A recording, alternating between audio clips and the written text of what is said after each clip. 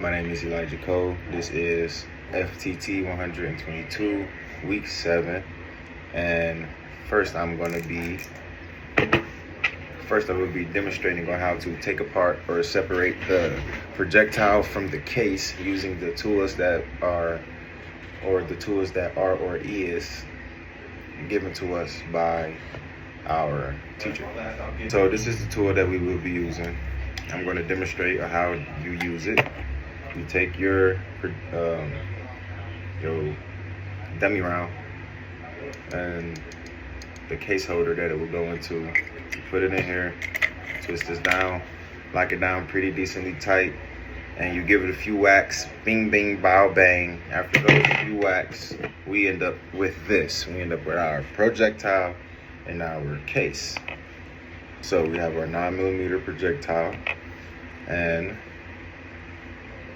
with the 9mm in here, okay, this is the length. This would be the length of the 9mm, and this is the width of the 9mm projectile. We're going to do the case neck.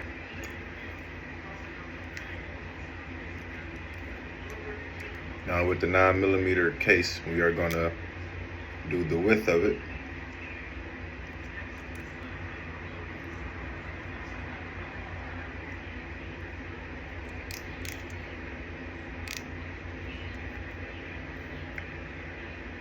Okay, width of the case of the 9mm.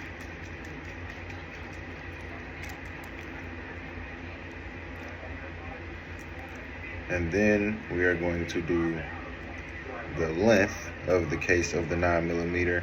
And then I'm also going to do a rifle cartridge as well.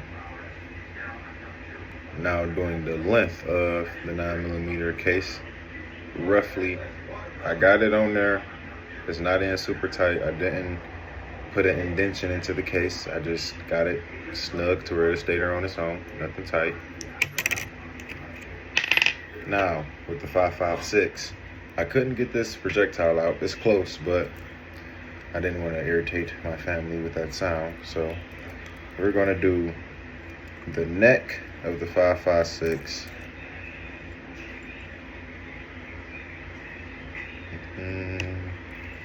It's going, well, I guess I can hold it up to the camera so you can see.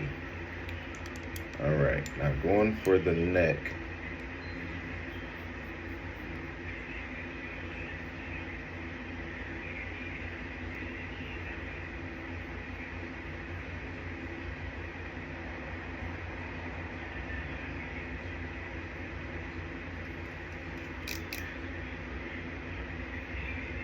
Okay, so we are on the neck of the 5.56. Now we're going to move to shoulder.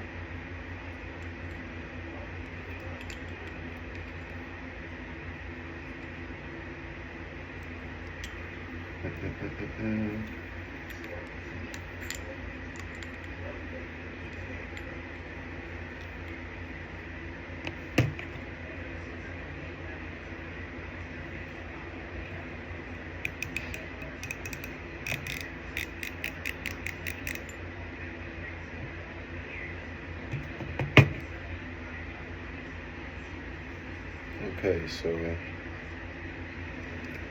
now we are at the shoulder.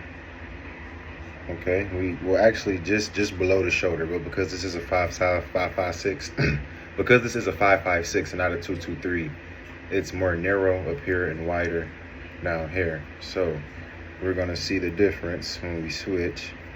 That's almost 3.5, a little bit over that 3.5 mark. Now we're gonna flip it, and we're gonna get down here.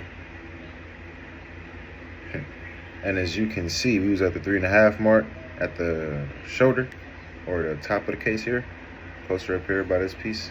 Neck, shoulder, base, most of the case length, and then the base of the case. So we get down here to the base of the case, and as you can see, we went over 3.5. completely. That's, forget how to read this thing a little bit.